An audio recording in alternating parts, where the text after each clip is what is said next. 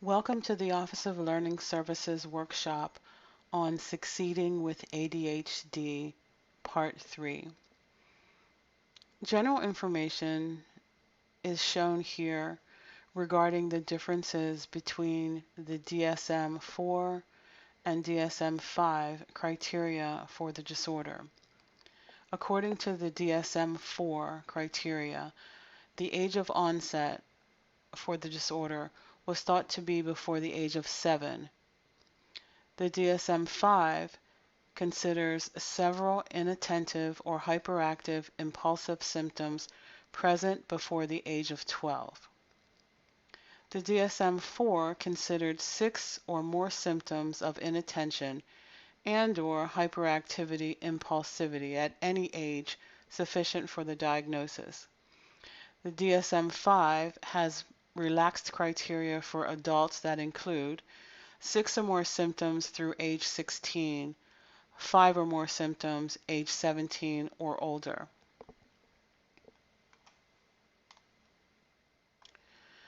Updated diagnostic information includes relaxed guidelines for severity. In the DSM-4, some impairment from the symptoms is present in 2 or more settings. For the DSM-5, several inattentive or hyperactive impulsive symptoms present in 2 or more settings, and there is clear evidence that the symptoms interfere with or reduce the quality of social, academic, or occupational functioning. The DSM-5 increased emphasis on environmental masking of symptoms. For example, the signs of the disorder may be minimal or absent when the individual is receiving frequent rewards for appropriate behavior, is under close supervision, is in a novel setting, is engaged in especially interesting activities, such as what was mentioned in previous parts of this workshop related to individuals with ADHD being able to stay engaged in interesting activities such as video games, watching TV, etc. Has consistent external stimulation like electronic screens, or is interacting in a one-on-one situation. There are coexisting orders that often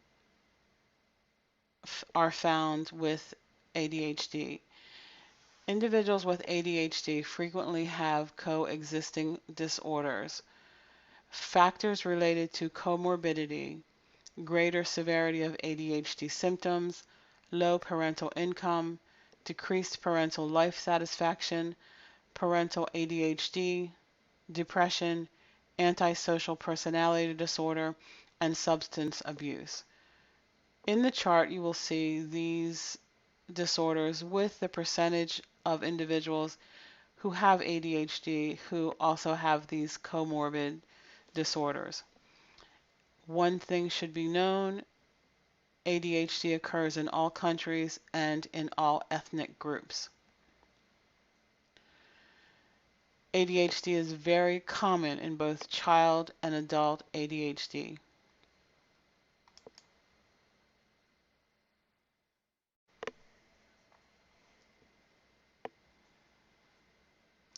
That is to say that comorbidity is very common in both child and adult ADHD.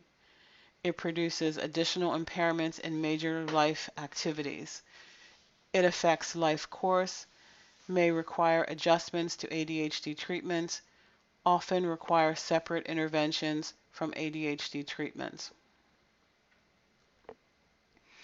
Deficit in inhibition as a central problem. There is growing consensus that the central feature of ADHD is disinhibition. Disinhibition can be described as impaired verbal and motor inhibition, impulsive decision making, greater disregard for future consequences, excessive task irrelevant movement. The person with ADHD is less able to delay responding to the world around them and less able to develop certain mental abilities. The individual is therefore handicapped in his future orientation and sense of passage across time. 4 types of mental abilities that help individuals have internal control over the flow of external behavior and mental activity or orientation towards the future are working memory, emotional control, internalized speech, and creative problem solving. The new model explained shows that there are 3 key features of inhibition that include being able to resist the urge to act, stop responding midstream if the behavior is proved to be ineffective, and to withstand distraction. An adequate capacity for inhibition is attained in the development of the 4 executive abilities. Regarding working memory, which is holding images in mind such as images, sounds, sensations, and perceptions. Looking back at information we have dealt with in the past or retrospection. Sensing the future or foresight, prospection. Internalized speech. We spoke about this in previous slides regarding Vygotsky's theory of internalized speech.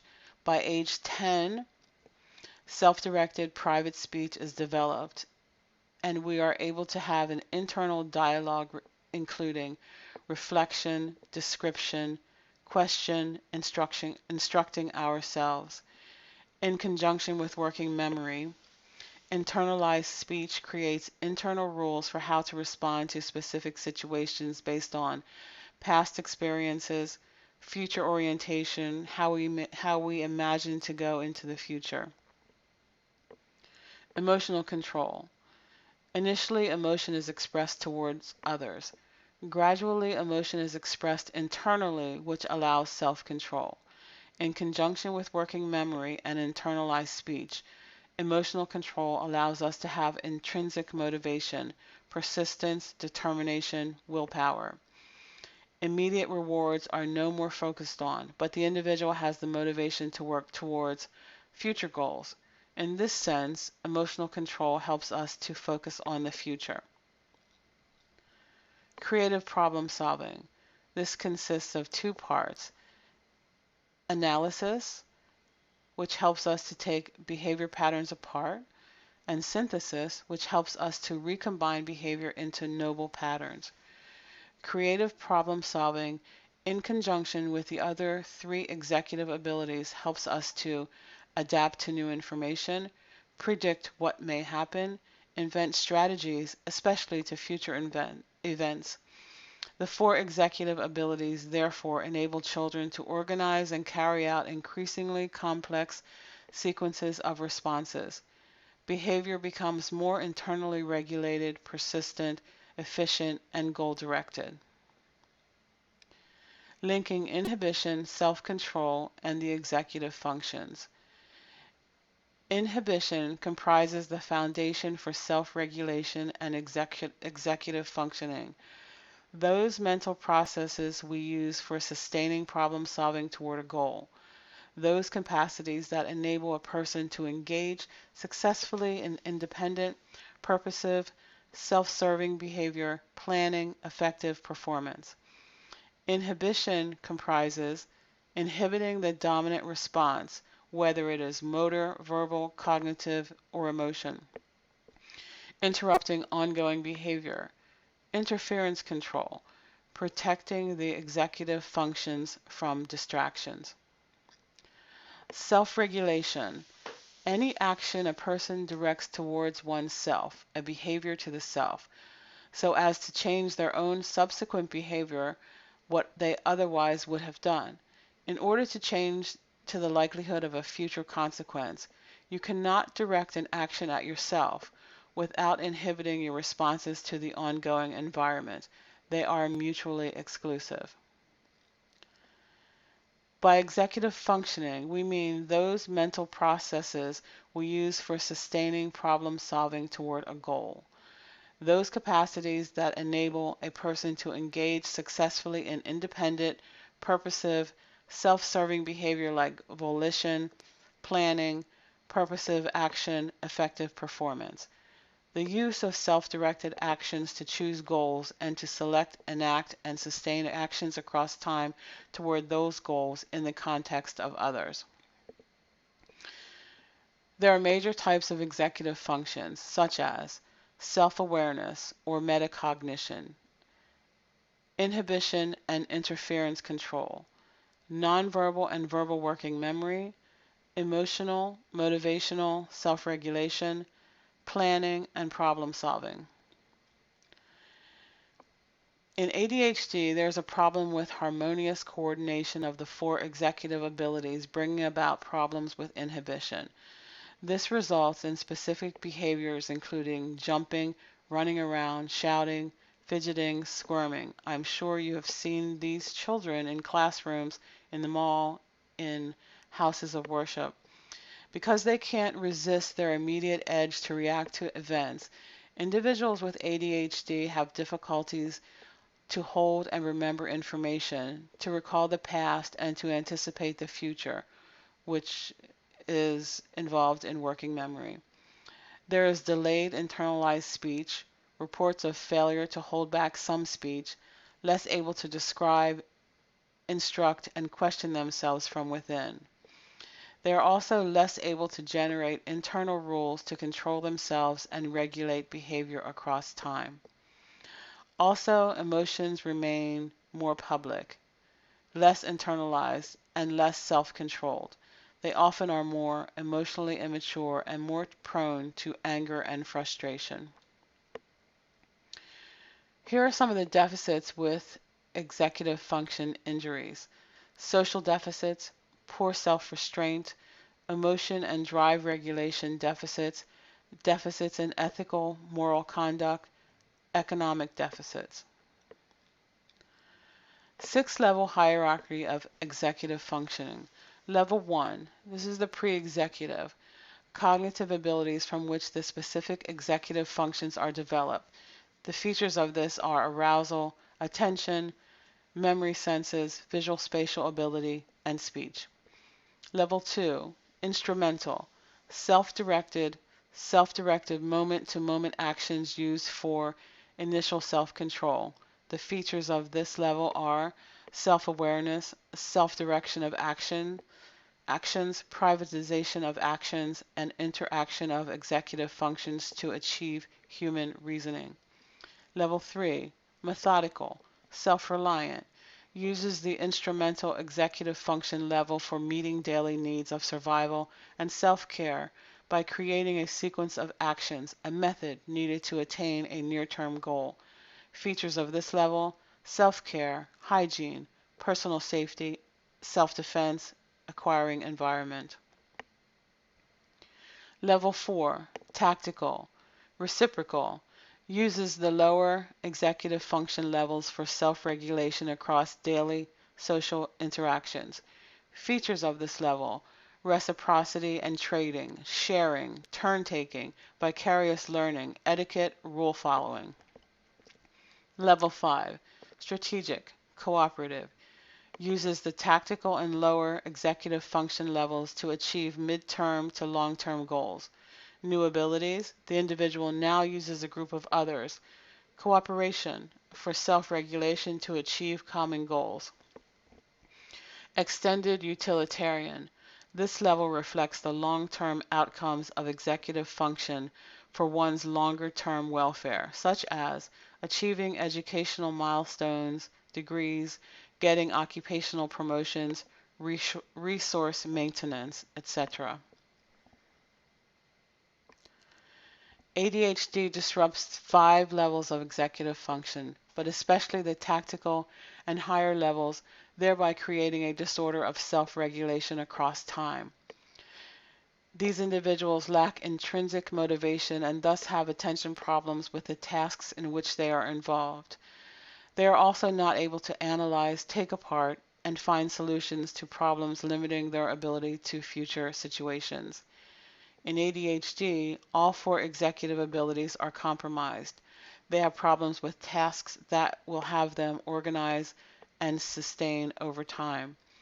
The person with ADHD suffers from time blindness, dealing with events only when they are closer, while neglecting those that are due in the future. So think about the individuals who were told at the beginning of a semester that a term paper is due at the end of the semester. They have a lot of difficulty getting started and getting to the end. ADHD is a disorder of performance, not skill. Doing what you know, not knowing what to do. The when and how, not the how or what. Using your past at the point of performance, which is the place and time in your natural settings where you should use what you know, but may not. There are life course outcomes for individuals with ADHD. They have more health risks. They're accident prone. They are prone to having developmental coordination disorders. Childhood developmental risks, greater risk for language disorders, more adaptive disability, childhood academic impairments, poor school performance, low academic achievement, learning disabilities. Family relationship impairments, greater parent-child conflict, more inconsistent discipline, greater parenting stress and maternal depression, peer relationship impairments, greater reactive anger and aggression, higher rates of peer rejection, more likely to be bullied and to be bullies in childhood. Educational outcomes, more often retained in grades, more placed in special education, more of these individuals are suspended, they have a higher dropout rate, lower academic achievement test scores, even when their intellectual ability suggests otherwise, employment problems, change jobs more often, lower work performance ratings. These individuals tend to spend more time talking on the phone, watching TV, and playing video games and socializing. ADHD children may be more prone to video game dependency. They spend less time reading, getting adult education, and exercising. They have fewer close friends, which is sometimes related to how others see them and the reactions that they receive from teachers, other adults, etc. Greater parenting stress in parental role. That was the end of Succeeding with ADHD Part 3. Now we'll move on to Part 4, which is related to assessment and treatment.